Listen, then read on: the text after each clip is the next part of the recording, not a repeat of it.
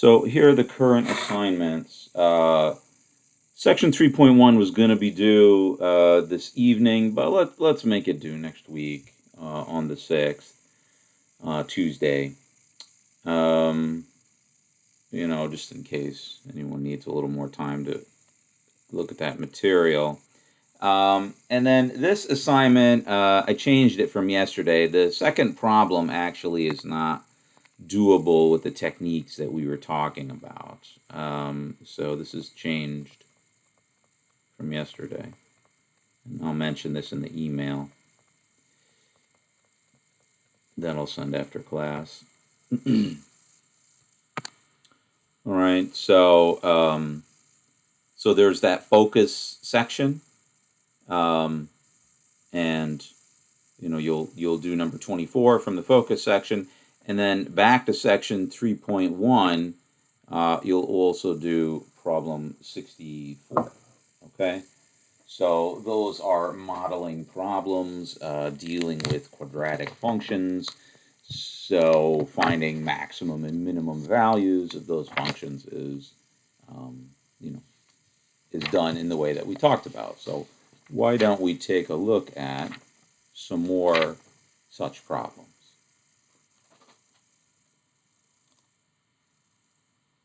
Okay, so section 3.1.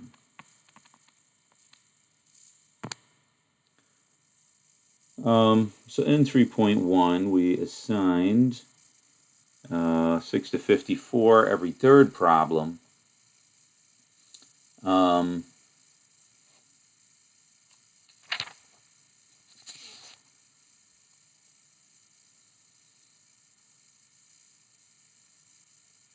So let's look at 6 to 54 every third. So say 27. We'll do an even problem, 30. So number 30, we have f of x is equal to, so minus x squared minus 6x plus 1. Although they write it the other way around. They put the 1 first and the x squared last, but that's fine. So sketch the graph and find the minimum or maximum value of f of x.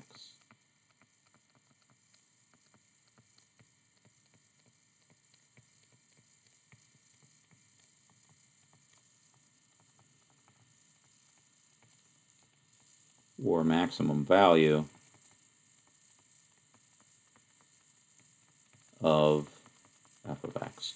So this is a quadratic function, right, whose graph is always a parabola, okay? And because the coefficient of the x squared is negative, it faces down. And, f of x, quadratic function, has a standard form in which h and k is expressed in that standard form. And you can find that standard form either by completing the square in this, more detailed way than we did it before, or by using those formulae about where h and k are supposed to be. Right? So there's two methods to find h and k, and that, of course, is the max value of this function is equal to k, as you can see, right?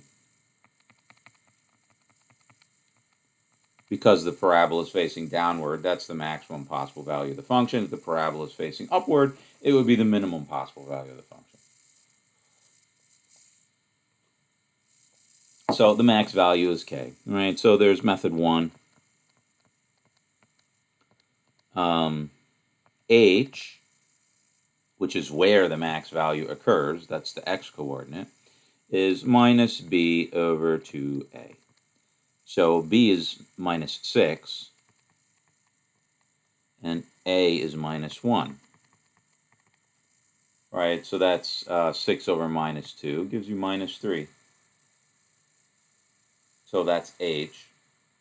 And then k is f of h. Okay, so that's f of minus 3. So in this case, it's minus 9 plus 18 plus 1. So 19 minus 1 is 10. All right, so the max value is 10. And this point right here is minus 3, 10. All right, so that's a sketch of the graph. You don't have to put it on an XY. I mean, so the XY axis would be, here or something like that. You don't have to draw it with the X and Y axis. Just like this would be fine. Okay, that's method 1. Then there's also method 2, completing the square.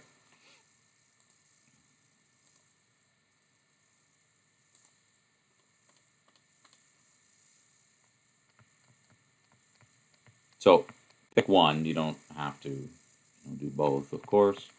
So f of x is minus x squared minus 6x plus 1. And to complete the square here, first you factor out the coefficient in the first of, you factor out the coefficient of x squared in the first two terms. Third term, leave it on its own. So factoring out negative 1 here gives me x squared plus 6x in parentheses, negated, plus 1. And now you need to complete the square inside of here. So the 6 divided by 2 is 3. You add is 9. So x squared plus 6x. So we're adding 9 times negative 1. So now we added 9 times negative 1. So now you need to subtract 9 times negative 1.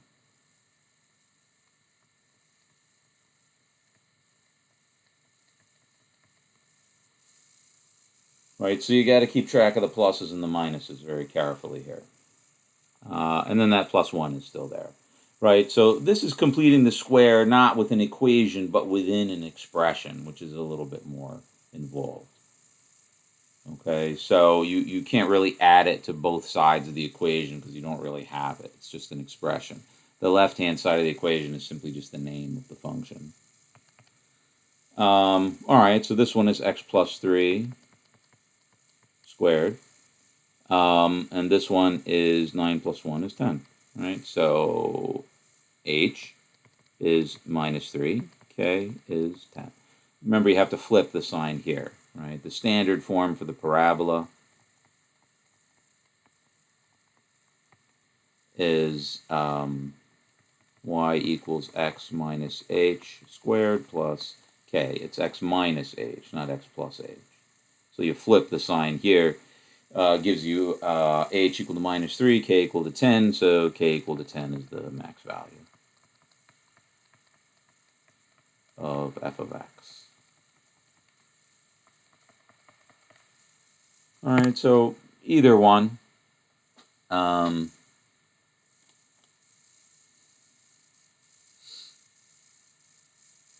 So you had 32 and 34. Let's take one like it. How about 31? 31. So we have g of x is equal to 3x squared minus 12x plus 13. All right, so the h is, so here's method 1. H is minus b over 2a, where this is a, b, and c. So it's minus 12 over 2 times 3, 6, right? So it's just 2. And then k is f, or not f, g of 2. So that is 12 minus 24 plus 13. So that's minus 12 plus 13 is 1. All right, so in this case, the parabola, since the coefficient of x squared is positive, it faces upward, with hk, the vertex of that parabola, being 2, 1 in this case. All right, so, and then method 2, completing the square. So g of x is equal to 3x squared minus 12x plus 13. So factor out 3 in the first two terms. Leave the third term, constant term, by itself. 4 over 2 is 2, squared is 4 again. So x squared minus 4x plus 4, like that. So we added 3 times 4, and now we need to subtract 3 times 4. And then the 13 is still there. So this is 3x minus 2 squared, minus 12 plus 13 is 1.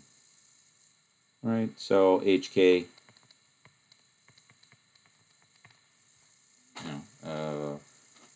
H and K are 2 and 1, right? So the minimum value,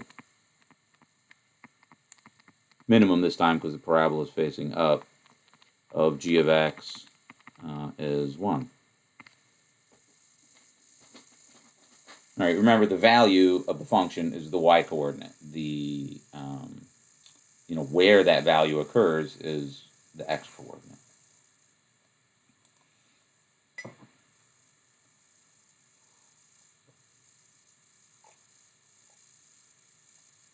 I got a little confused on number 34 just because of the way it factored was different.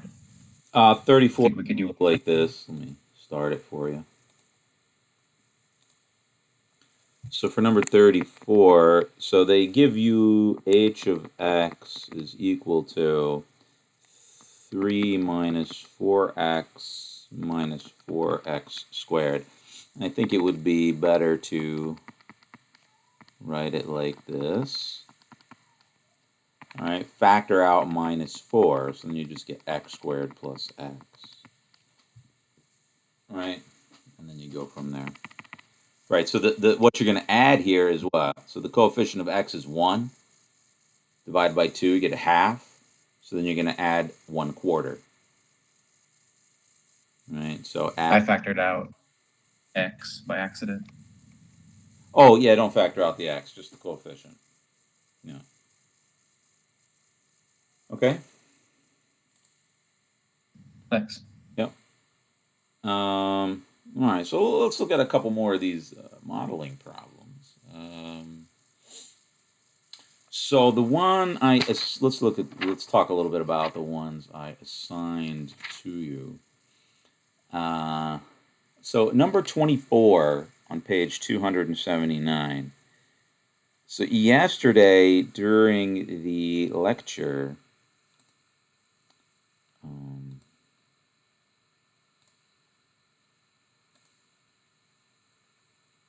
turn that on. So yesterday during the lecture, we talked. The final example, which we didn't finish in the allotted time, was the following. Okay, so I have a straight wire, 10 feet long.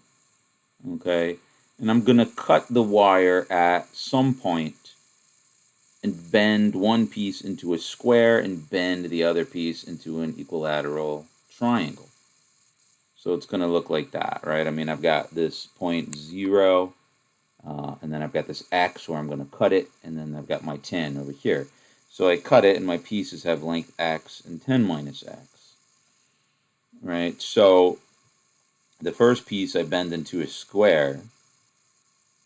And the question is, what is the minimum area that can be enclosed by the two figures? The minimum area. So the first figure is a square, and that's made out of the wire of length x. So I bend it into a square, and then each side got length x over 4. So the area is x squared over 16.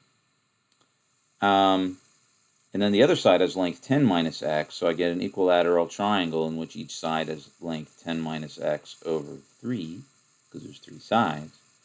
And the area of an equilateral triangle, probably this is a formula you don't know, but here it is if you ever feel like knowing it. When you learn trigonometry, you can, there's a similar way of finding the formula for the area of any triangle. But for an equilateral triangle, it's root 3 over 4b squared. So the area of this thing is that. And then the total area enclosed by both figures is this, which turns out to be a quadratic polynomial, although the coefficients are kind of nasty. Anyway, the minimum value of that, so I used the first method, the HK method. The minimum value of that polynomial occurs at h, which was 4.34, and the actual minimum value of the area was 2.7185, a of that h value. Okay, so in number 24, instead of bending one into a triangle, you bend both of them into squares. Okay, so you have this wire. It's 10 centimeters long, and you're going to cut the wire at one point. You're going to bend the first piece into a square, the second piece into a square. Okay, so similar problem, except they're both squares, right? So the nastiness in the coefficients won't show up there. All right. So that's the, that problem. So we did an example like it yesterday, and so the setup of number 24 is very similar to that. Let's look at number, in that modeling section, 23. A property owner, so modeling section, focus on modeling, 1L.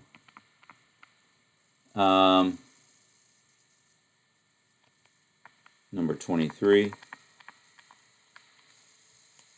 So a property owner wants to fence a garden plot adjacent to a road as shown. The fencing next to the road costs $5 a foot, but the other fencing is $3 a foot. So you've got this road, and you're going to have this fence like this.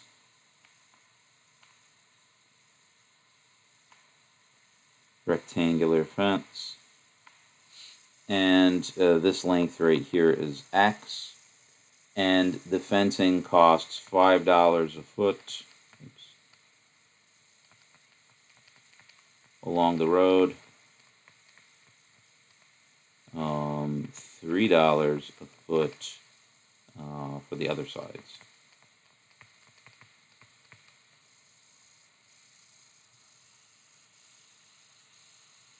Is this a quadratic? See, not all the ones in here are quadratic functions. Let me think. And the garden has to have an area of 1,200 foot squared. So the area of the garden is 1,200 feet squared. So if this side has length x and this side has length y, x times y is equal to 1,200. And I don't think this is a quadratic because, yeah, it is not. Yeah. So whoever made the syllabus is going to get an earful from me.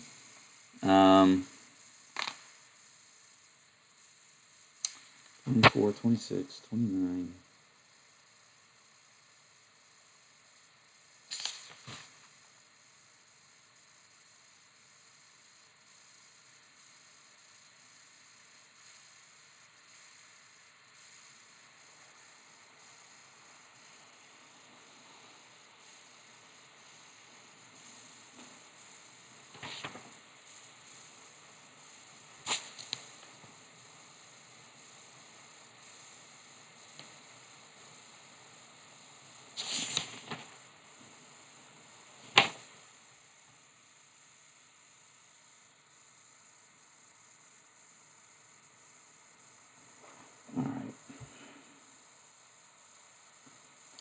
Actually, very few of these are quadratics, so why were they assigned?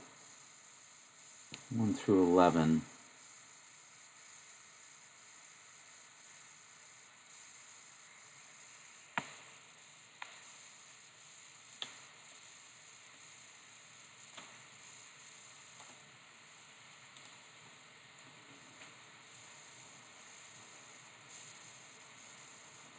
So let's look at, so we, on the syllabus is assigned 1 to 11. So let's look at number 2. It says a poster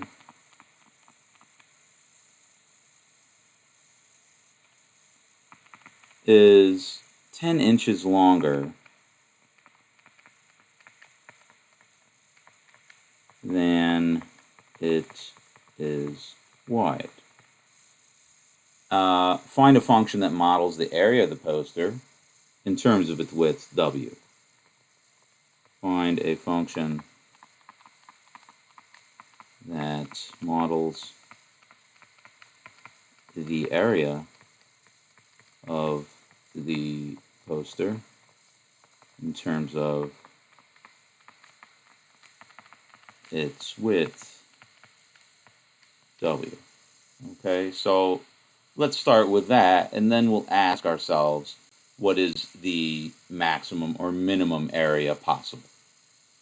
Okay, so you've got this poster.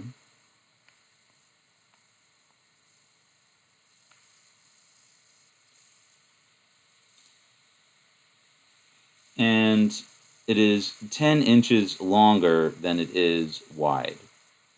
So the length, so here's the width, say, and the length is 10 inches longer than that. Um,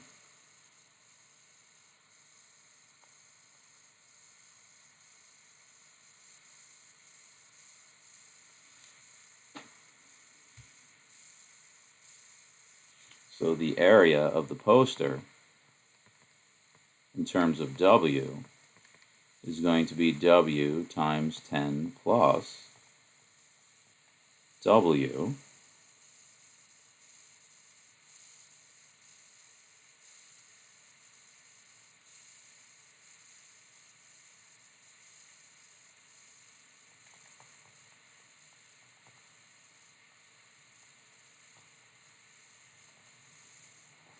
and W plus W squared.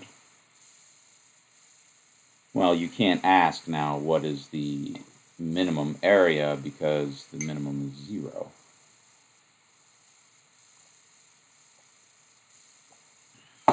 Unbelievable.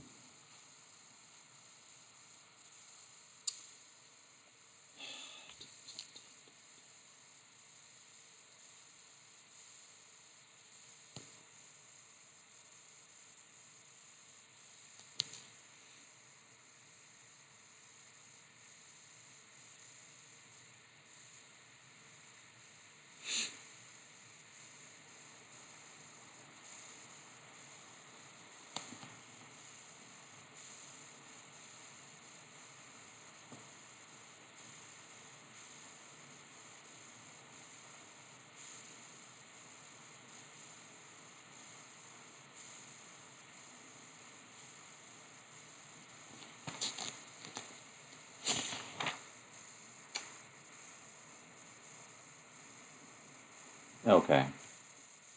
So that's all you can do with number 2. Number 20.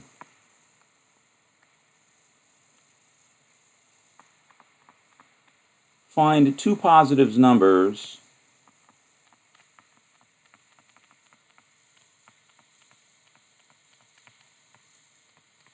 whose sum is 100 and whose product is a minimum. So find two positive numbers whose sum is 100 and whose product is a minimum. So we have two numbers, positive, x plus y equal to 100. And you want to minimize the product x times y.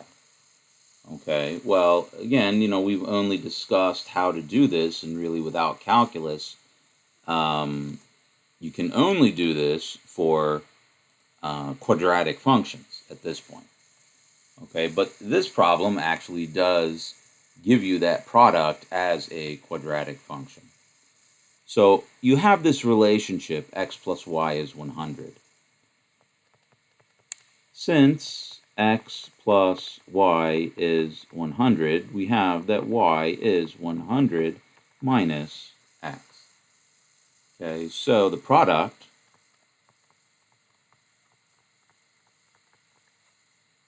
xy is equal to x times 100 minus x. Right, so we want to find the minimum value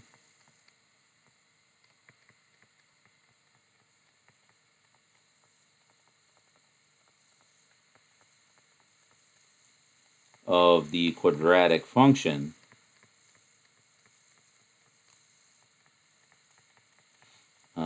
p of x, which is equal to x times 100 minus x.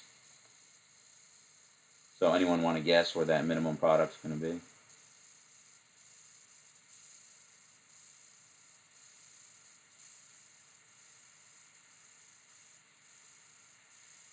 Oh, no, I'm sorry. Find two positive numbers whose sum is 100 and whose sum of squares is a minimum. Oh, I thought it was product. So this is like number 20. We'll do 20 after this.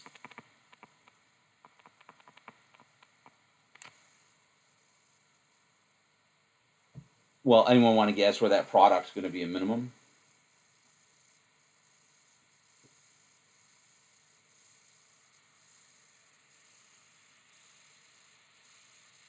Or this is a maximum.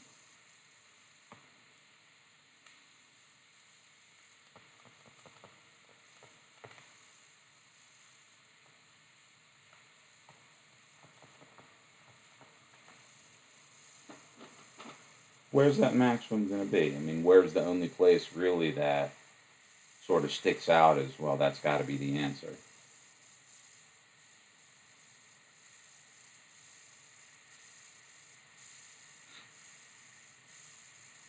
If their sum is 100.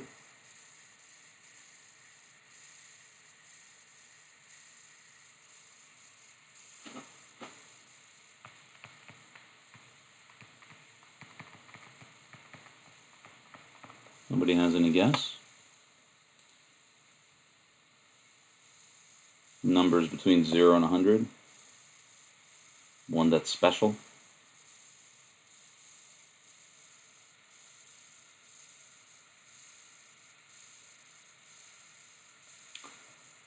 If I switched around the roles of x and y, would it change what the answer is?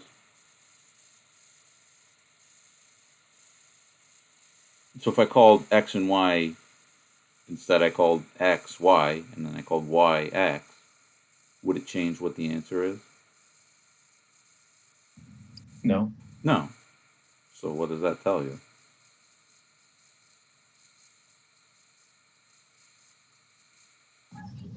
They're both Why? 50. They have to be the same. So 50. It's got to be 50. But, we'll find out. So p of x is equal to, so x times 100 minus x. So that's 100x minus x squared. Rewrite that as minus x squared plus 100x. Right, so the maximum value occurs at h equal to minus b over 2a. So that's minus 100 over 2 times minus 1 is 50. Right, and then that maximum value is p of 50, which is 50 squared, which is going to be 2,500. Right, so max value, max product is 2,500 when x is equal to y is equal to 50. In number 20, it's actually asking for something else. I just figured they had to ask this question, but they didn't.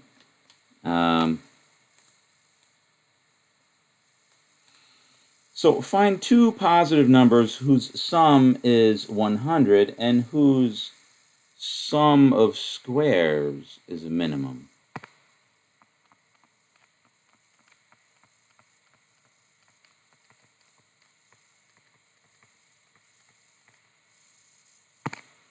Two positive numbers whose sum is 100 and whose sum of squares is a minimum. So again, x plus y is 100, which means y is 100 minus x. And so the sum of squares is, well, sum of squares, they mean this, x squared plus y squared. But y is 100 minus x, so s of x is x squared plus 100 minus x squared. So again, we have a quadratic function.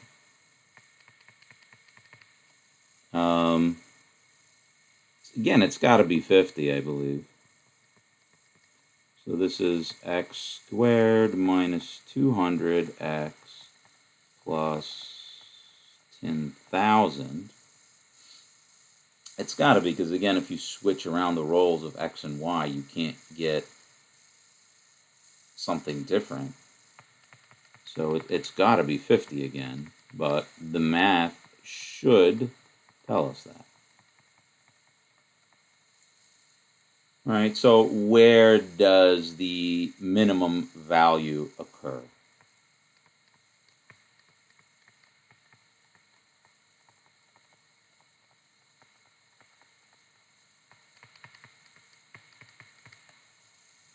All right, well, it occurs at h. So here the k, forget about the k. They're just asking, find two numbers whose sum is 100 and whose sum of squares is a minimum.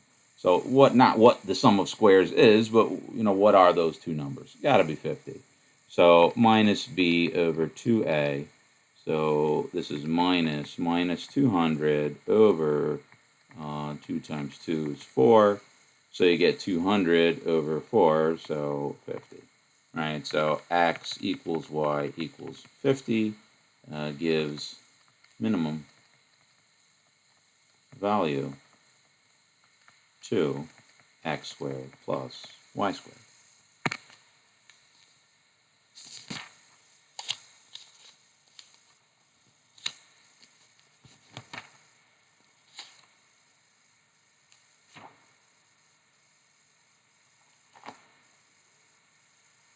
So the other problem that I'm asking about for homework is number 64. Number 64 is a nice problem in section 3.1.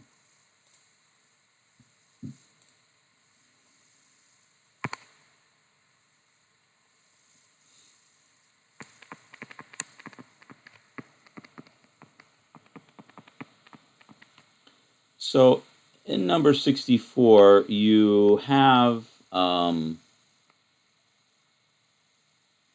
this sheet of steel or aluminum or whatnot that's 30 inches. So I mean it's 30 inches wide and it's really long. And so 30 inches from here to here.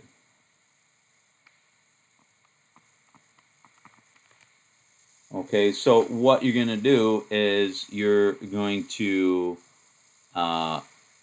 bend this piece of metal at this point, lengthwise, at this point right here, where this segment will have length x. So going back to here, what you're going to do is you're going to make a bend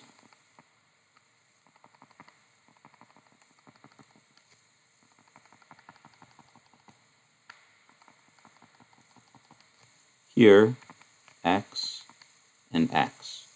So two equal bends. And then what's going to be left here?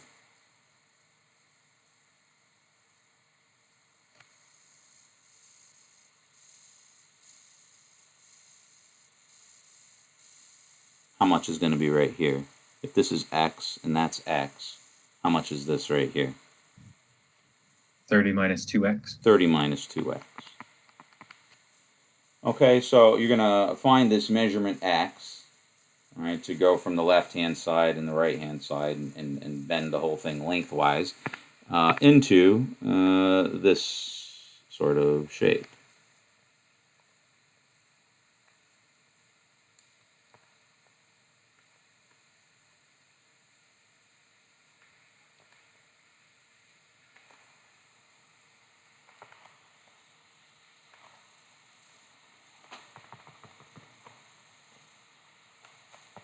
I guess it should be dotted here. There we go.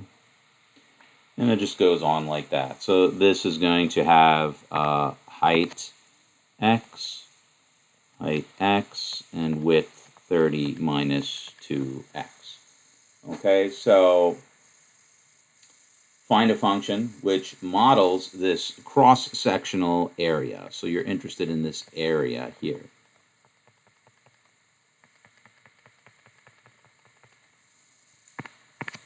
So A, find a quadratic function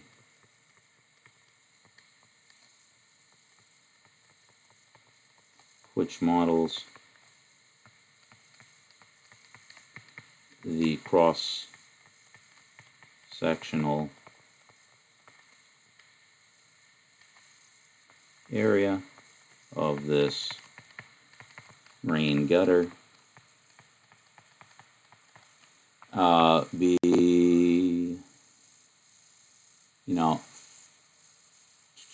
find the max value of the area, and see where does the max value occur.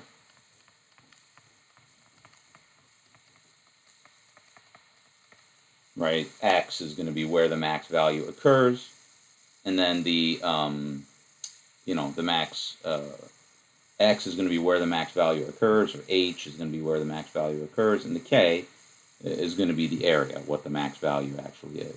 Okay, so that's a nice little problem. Okay,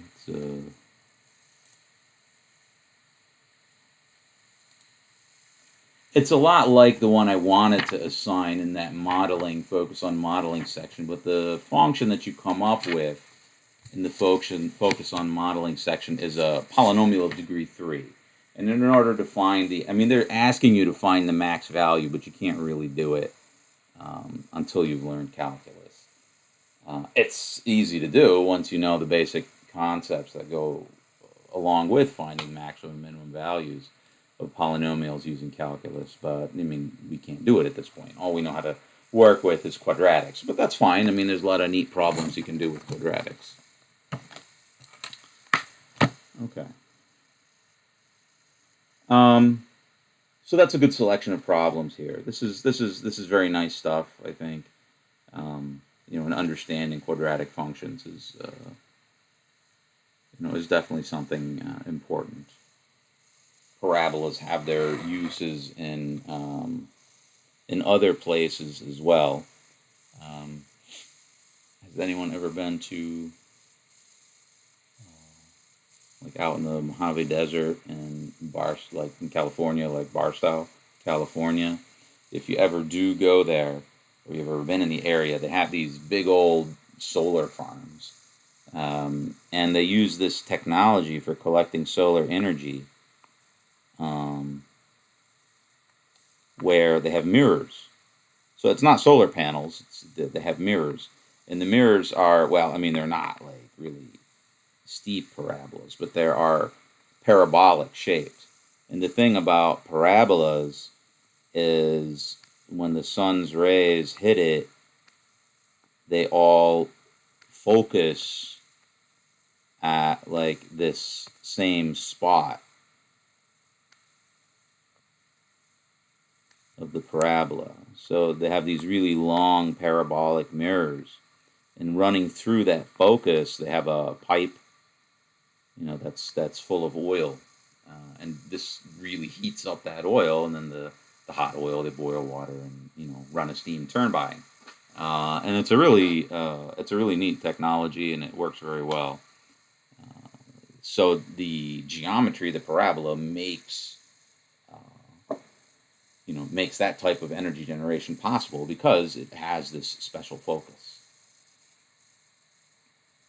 Alrighty. So on to section 3.2. So 3.2 is on graphs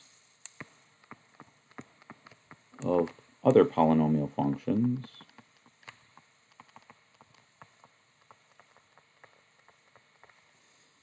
So given a polynomial function that can be factored completely into linear factors. So given a polynomial function that can be factored completely into linear factors, it's possible to get a somewhat detailed view of what the graph of that function looks like.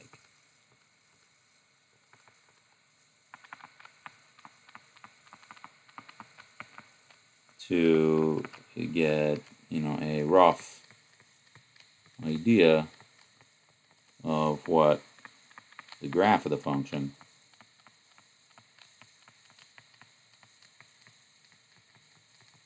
looks like.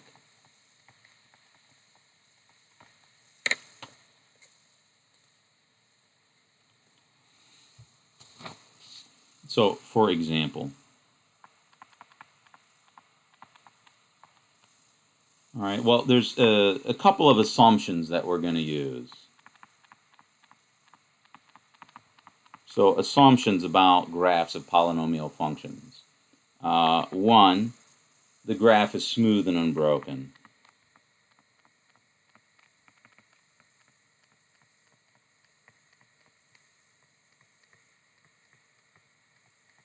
Okay, why that is the case, it takes more discussion, but through experience in graphing these things, you could find out that it is indeed the case that everything you try to graph is going to be smooth and unbroken. So we'll just make that assumption that they always are. You can actually prove that they are, but that's something for later. The ends of the graph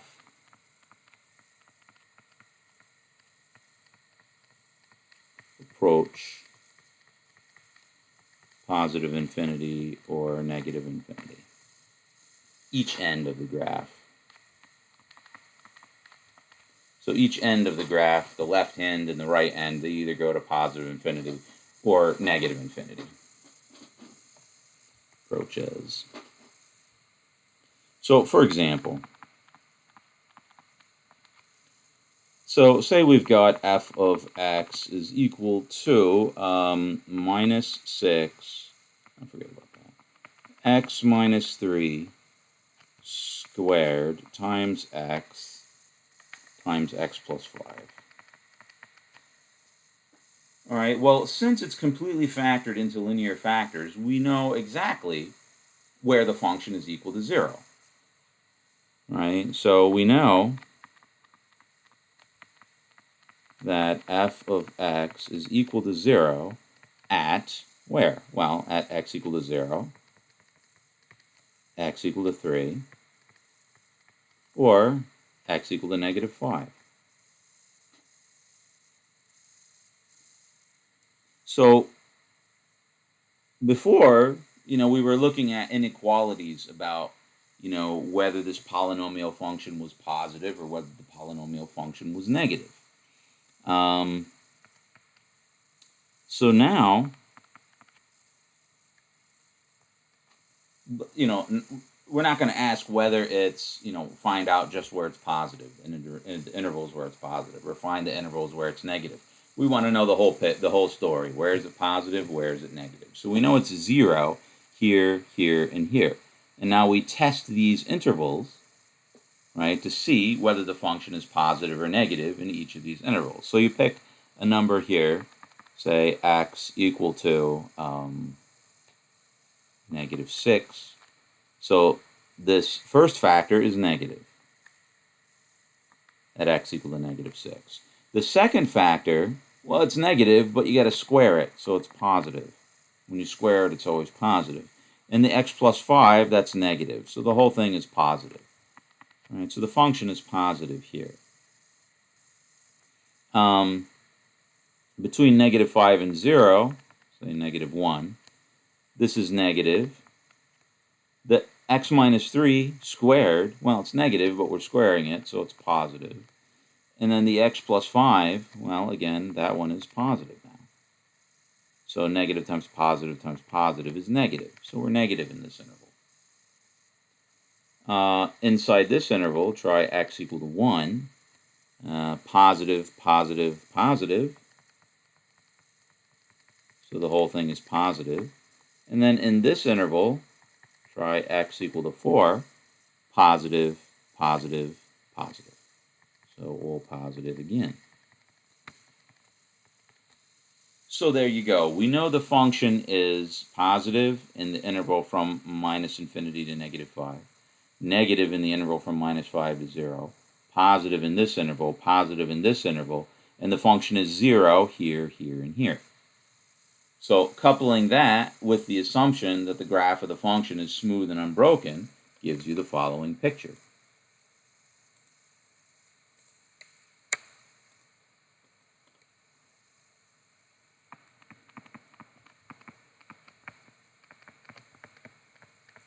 That f of x is positive or negative on these intervals.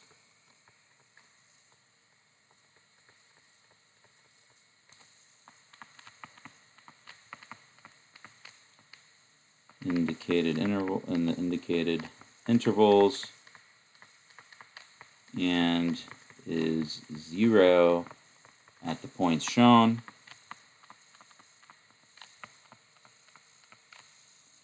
So using that fact and our assumptions,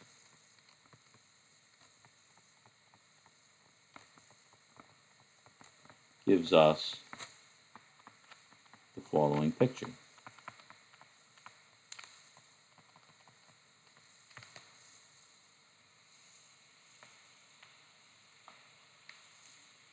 So -5, 0, and 3. So -5, 0, 3. So we're going to be 0 here, here, and here. Positive, negative, positive, positive. So we're positive here and coming down from infinity. Negative here, 0 here. We're 0 here as well, so it's got to, bottom out and come back up. Now, where does that bottom happen? You can't tell. That's what calculus is for. Okay, it can tell you where this occurs. We don't know. But it's got to bottom out somewhere. I mean, maybe it's bottoming out over here. Maybe it's bottoming out there. We don't know. But it's positive here. Negative here, bottoming out somewhere. And then 0 at 0. Then it's positive here. And then it's 0 there. So the bottoming out actually happens at the 0. And then it's positive after that. So this is x times x minus 3 squared times x plus 5. There's a lot of ifs about what's going on here. One of the things that's happening is, like up here, it's positive and it's got to come down. So it actually, it does this thing called an inflection. So here's the mathematical term for inflection. Inflection is where it changes from curved downward to curved upward, and it has to do that because it's gotta stay smooth. Where that inflection occurs is definitely an interesting point, but we can't tell right now. But that's a rough idea of what this guy's going to look like. right? Positive, negative, 0, positive, 0, positive. A more detailed picture, happens when you know the concept of, but, we can take a look at, some software online to do this for us. Again, you can go to Wolfram Alpha and, play with that. So it's x times x minus 3 squared times x plus 5. So graph y equals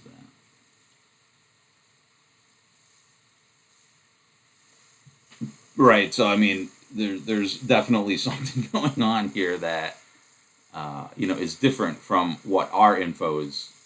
Limited info could tell us. Right. I mean, you don't know how far down this one goes. You don't know how far up this one goes. Right. This local minimum, you don't know how small that how far down that local minimum is. This local maximum, you don't know how far up that local maximum is. And as you can see from this, I mean, and Wolfram Alpha uses a lot of very sophisticated algorithms to do these things. That local minimum is like it's got a value of 200. So, I mean, it's negative 200. It's way down there, and this thing is much smaller compared to that, right? But anyway, the general shape that we have, right? Local minimum, 0 here, 0 here, 0 here, and marching off to infinity, positive infinity to the left and right. So it's still a decent approximation of what the graph is going to look like. Another example.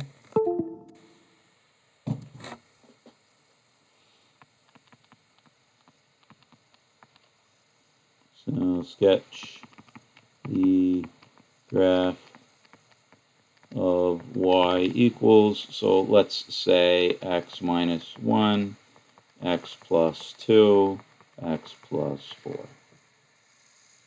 Right, so this one is, I guess I should call it f of x.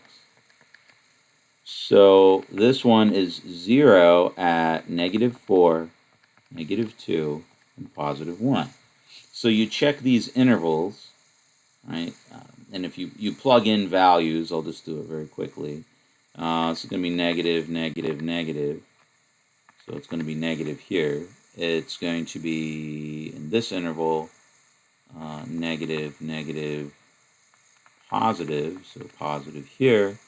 In this interval, negative, positive, positive. So negative here. And in this interval, positive, positive, positive. So it's positive here. So positive, negative, positive, negative. So the graph of this function,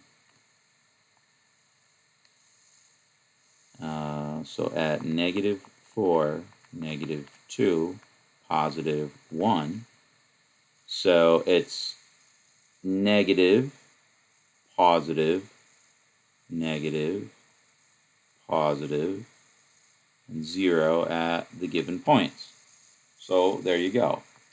Y equals x minus 1 times x plus 2 times x plus 4.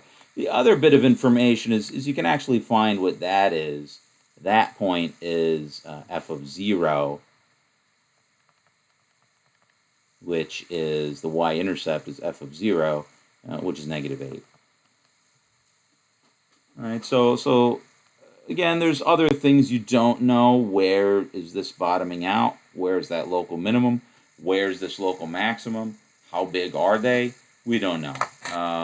So our assumption is telling us that. Let's see what an actual graph of this thing is going to look like.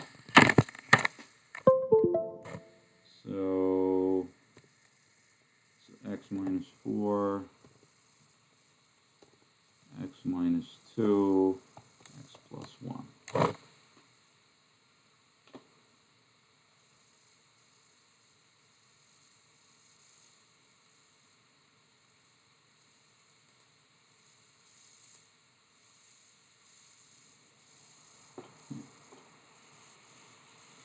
Oh, no, I got them backwards, don't I? X plus 4, x plus 2, X minus 1. There we go, much better. So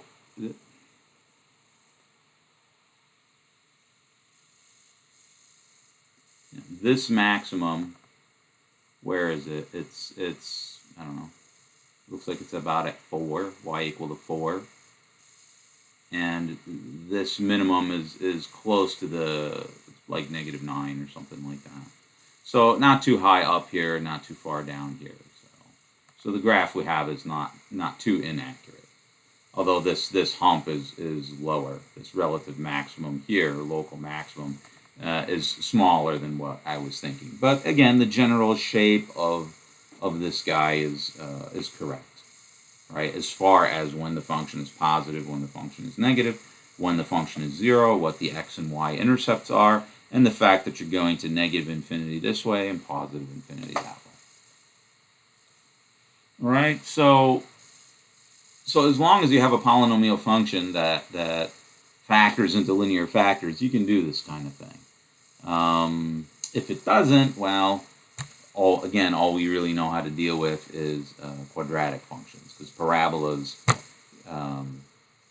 they don't have to factor, but we know how to graph parabolas for all cases using the completing the square, or that finding h and k with these formulas that we know.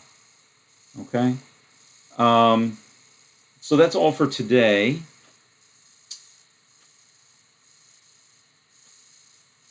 Yeah, so we'll just leave it at that, and end a few minutes early here. So remember, there's a change in this assignment. The focus from page 273 to 280, just number 24, took away 26, and then along with that is section 3.1, number 64, which we discussed in this document here. Okay, and the due date for this first assignment on section 3.1 is going to be Tuesday next week, and this will be due on Wednesday next week.